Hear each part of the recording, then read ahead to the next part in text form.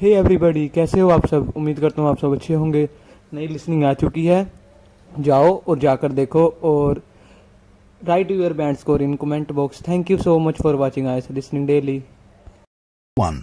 You will hear a telephone conversation between an operator and a caller. The caller is inquiring about car insurance. First, you have some time to look at questions 1 to 4.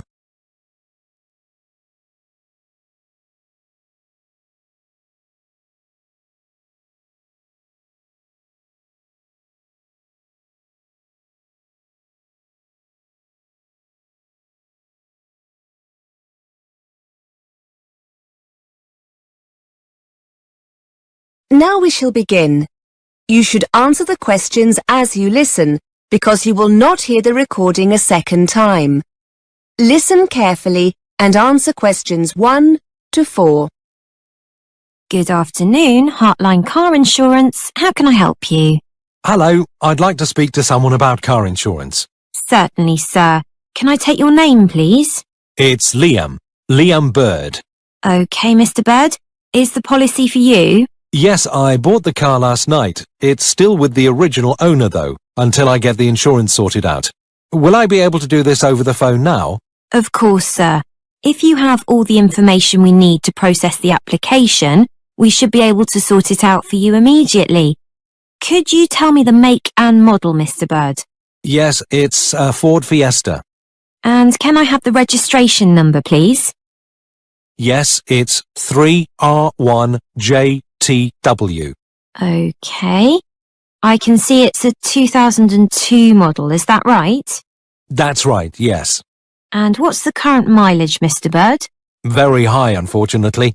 90,000 miles. Okay, it's obviously very reliable. Hopefully, yes. And how many miles will you be driving per year? Probably about 6,000 a year. Okay. And where will the car be kept overnight? Well, I don't have a garage or a driveway, so it'll be on the road. Okay, nearly there. When would you like the policy to be effective from? Immediately, I suppose? Yes, I'm hoping to drive the car home this evening. So could I be covered from today? Yes, that's fine. Now, do you want fully comprehensive cover or third-party fire and theft? Just third-party fire and theft. It's only an old car. And how much no-claims bonus have you got, sir? 6 years. Before you hear more of the conversation, you have some time to look at questions 5 to 10.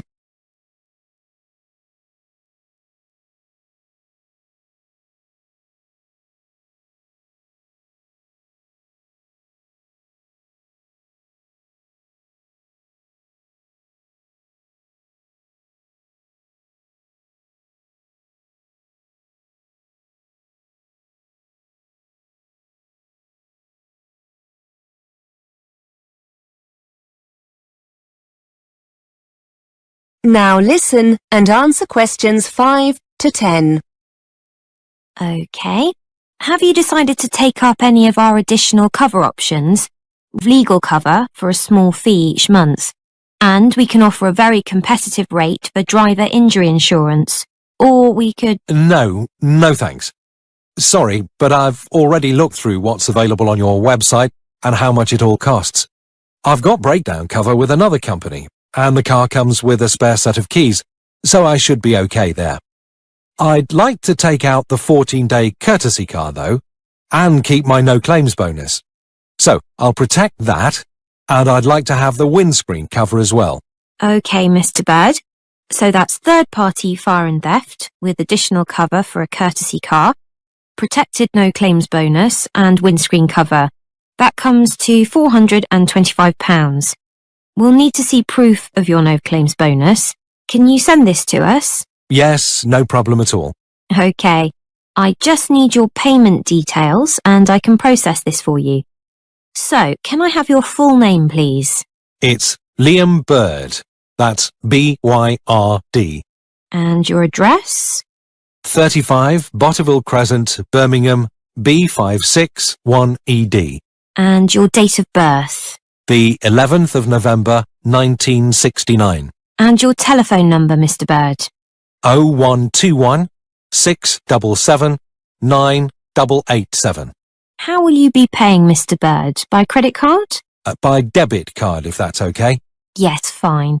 What kind of card is it? It's a Visa card. Okay. Can you give me the full number that runs across the centre of the card? Yes, it's 2337 4006 2005 1551.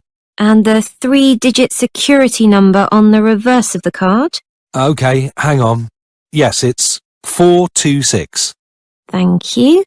Finally, can I just ask you how you got to hear about our company? Yes, sure. I found you on the internet. Thanks. Okay, your payment has been processed successfully. You're now covered, Mr. Bird. Would you like us to send your documents to you, or are you happy to download them from the website? Would you mind posting them to me, please? I'd like a paper copy and my printer's not working. No problem, Mr. Bird. That is the end of part 1. You now have half a minute to check your answers to part 1.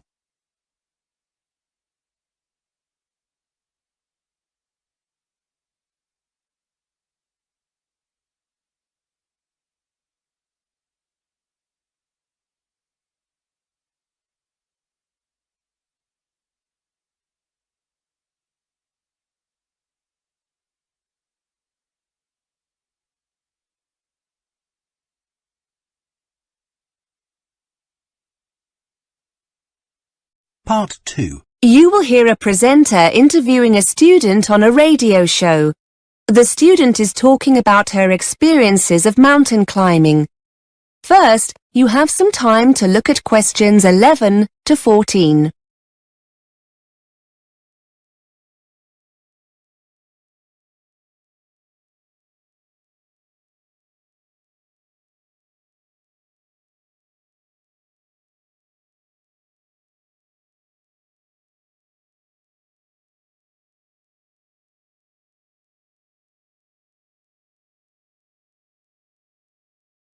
Now listen and answer questions 11 to 14.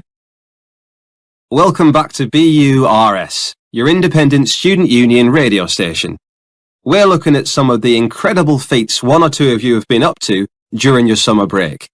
I'm with Catherine, who's going to tell us about her successful climb of one of the most iconic mountains in the world, Mont Blanc. Catherine, tell us a little about your achievement. Well, actually, it was the second time I've reached the summit. The first was in 2007, the year before I came to university. People are often surprised to hear how popular the mountain is with climbers. I've read somewhere over 30,000 people attempt the climb each year, and around 200 people a day summit during the summer season, so it's very crowded up there. Unfortunately, it's also potentially very dangerous. In July 2007, the months before I did my first climb, the death toll reached 30, mainly due to bad weather conditions. The sheer number of people can cause falling rocks, which only adds to the danger. Before you hear more of the interview, you have some time to look at questions 15 to 20.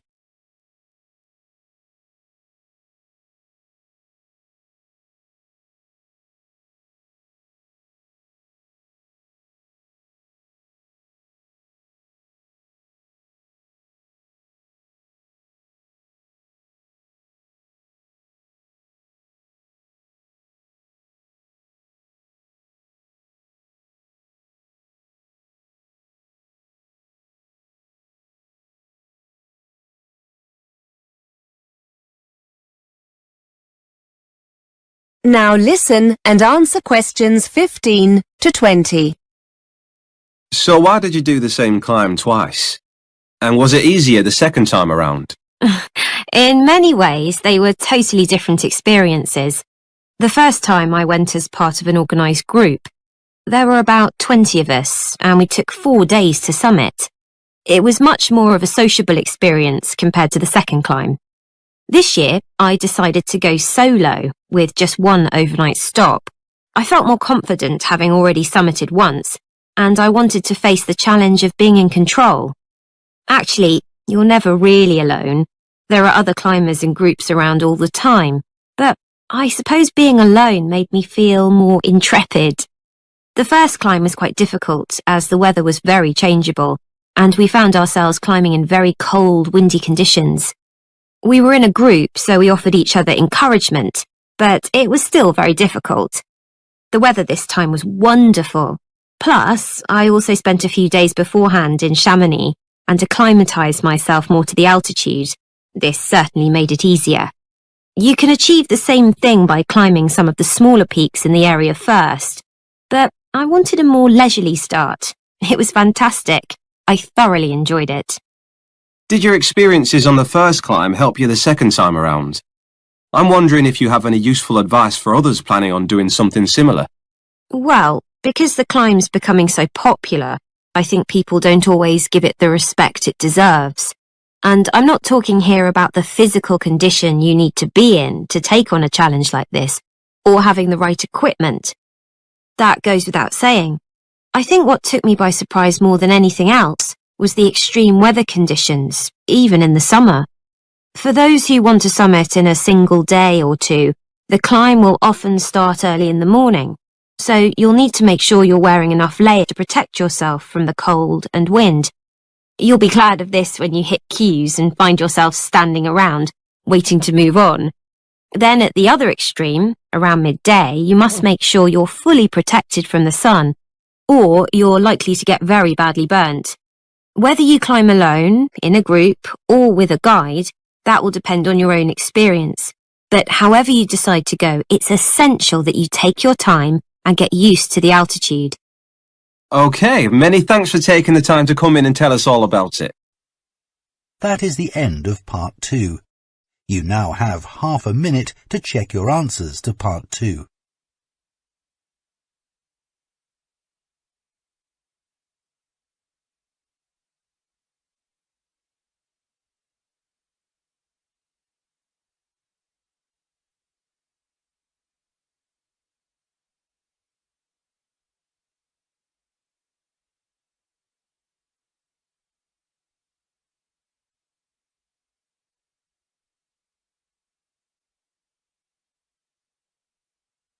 Part 3. You will hear two students talking about revising for exams. First, you have some time to look at questions 21 to 23.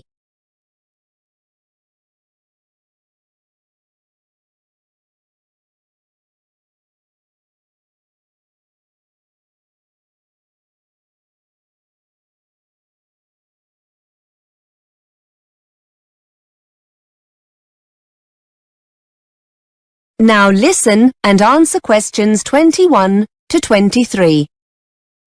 Elaine, have you seen the exam timetable? They've just put it up on the department notice board. Yeah, I've just come from there. I must be honest, I'd put the thought of exams to the back of my mind. Now the dates are there, it all seems a little scary. Have you been revising much? No, not really. We've got a month, so I'm going to really get going on it now. Why don't we try and work together? Yes, let's meet a few times a week. I don't like working on my own. I never seem to be able to focus properly. What about Tuesday and Thursday? Oh, no, I have a late seminar on Tuesday. Monday and Thursday? What about that? Yes, that'll be okay. How do you go about revising? Have you got any tips? Well, our tutor said we shouldn't start background reading or writing notes until we're clear in our mind what we need to revise. He said with a revision timetable, so we know what to revise and when. That sounds sensible. Then we can use the timetable to work independently. It'll help us to make sure we're both working on the same subjects. We can make that the first thing to do in our first session. Write up a timetable. Okay. I reckon the kinds of things we can do on our own in between meetings are things like arranging our materials, lecture and seminar notes, handouts, feedback from our tutors, that kind of thing. If we arrange all these by subject, according to the timetable, it'll help us get organised. Before you hear more of the conversation, you have some time to look at questions 24 to 30.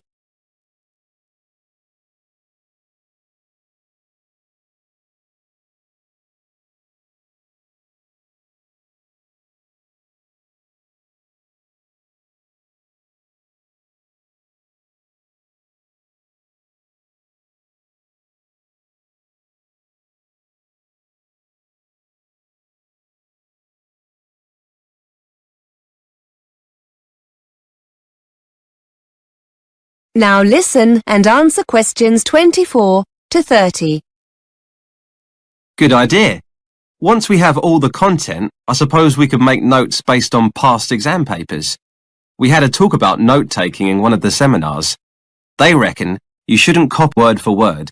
It helps to learn things if you paraphrase main points.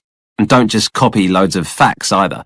Try to get a feel for the main arguments or theories and match any facts to these. I also like using mind maps or spidergrams when I make notes. It means you can put down a lot of information, but so that it's nicely organised. It also means you can add new notes after. And bullet points. They really help you focus on main points rather than trying to link them together in sentences. We also need to remember to make a note of where the information comes from. The author, publisher, that kind of thing. That's really important. Otherwise, when you're writing the assignment, you can never remember where you got a particular quote from. I know I said earlier about testing each other when we get together, but now I think about it, do you think it would be a better idea to talk through our notes on a particular subject? Have a kind of discussion between ourselves? We could use the questions in the past papers to base the discussion on. Yes, so basically the timetable can be a discussion schedule. Then after each session, we could go away and do a timed essay on the subject. Maybe swap and mark each other's essays. That's a good way to learn, I think. Critique each other's work. Great idea. So we'll start next Monday with the timetable.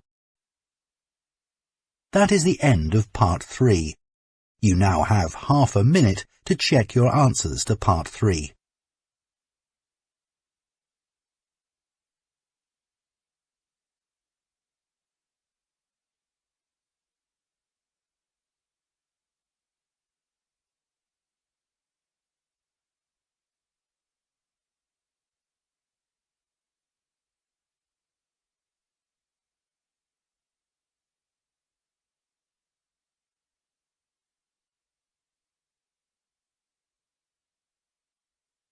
Part 4. You are going to hear a student giving a talk about her research project on the subject of urban design. First, you have some time to look at questions 31 to 37.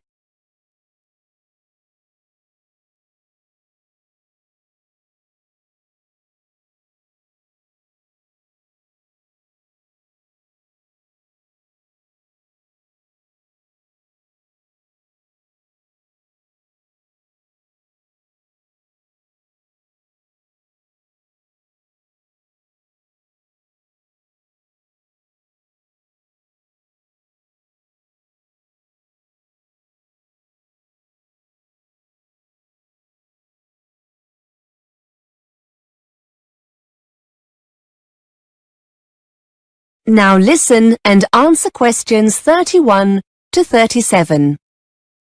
Okay, everyone. This week it's the turn of Carol to talk about the progress of her research project. Over to you, Carol. Thanks. Yes, hello everybody. I'm going to talk about something called shared space and the research I'm in the process of carrying out into people's attitudes to this, as it might affect them in their local community. First, I'd best explain what shared space is. In essence, shared space is an approach to urban design that attempts to open up main street junctions to pedestrians by reducing the dominance of motor vehicles.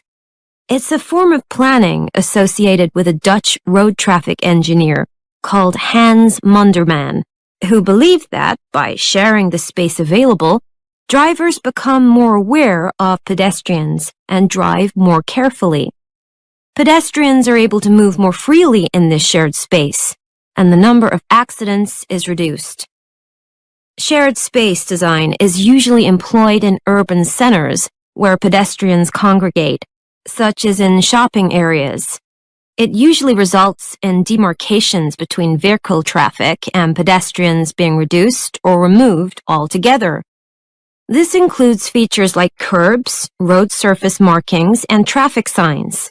There are many examples of shared space in operation abroad and in the UK, for example in Kensington High Street in London and Giles Circus in Ipswich. In addition to a decline in accidents, those in favor of shared space also claim additional benefits such as a reduction in unsightly street furniture, like signs and metal guardrails, which can be replaced with more trees, planters, seating areas, and other aesthetic improvements determined by local people. With these urban centers easier to get around in, supporters claim that people are more inclined to shop there, and as a consequence, the center can become a more thriving area for local people and businesses. Here are some before and after photographs of shared space developments to give you an idea of what it looks like. Despite all its advantages, shared space is opposed by various interest groups. Some motorist organizations claim that the system means drivers lose important information through the reduction of signage. Those representing blind people argue that removing features such as curbs, railings, and barriers between pavements and roads takes away familiar support and means this group of people cannot negotiate their way as easily as other road users. Cyclist representatives have also criticized some aspects of the scheme, arguing that, despite benefits, some cyclists feel more bullied by motorists and consequently less safe. Supporters of shared space themselves also point out that a lack of experience and understanding of shared space by planners can lead to negative experiences for all these groups. Before you hear more of the talk, you have some time to look at questions 38 to 40.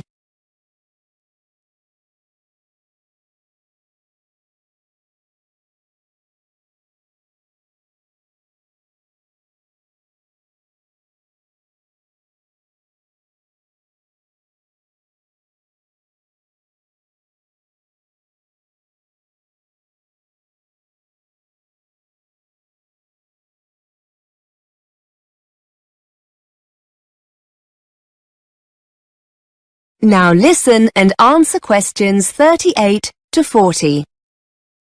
To carry out my research, I approached a local campaigning group in my area who were interested in adopting shared space in our local shopping center. I discovered that they were very keen to get feedback from local residents on shared space, and because of the experience I'd gained in research methods, they were keen for me to construct a questionnaire for them. The focus group have a website and an active social media presence, and they decided that the questionnaire will be available as an online survey. Hard copy questionnaires will also be used for face-to-face interviews. There are plans to leave paper questionnaires in the local library, but this is still under discussion. Interviews using the questionnaires will be carried out with pedestrians in the area itself. The group don't have the resources to deliver additional questionnaires to the homes of local residents, so this option was dropped. We have met on several occasions to agree on the data the focus group need.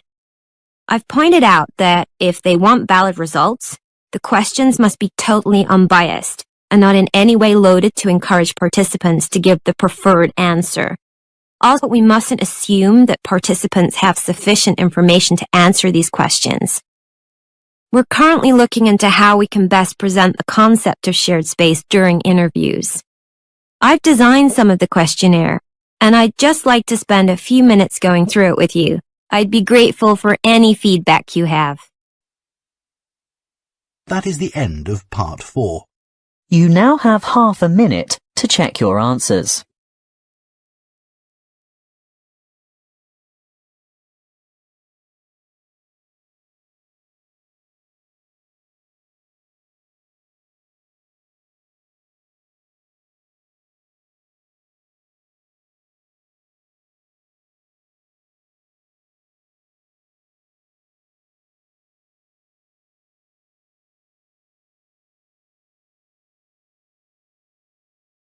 That is the end of the listening test.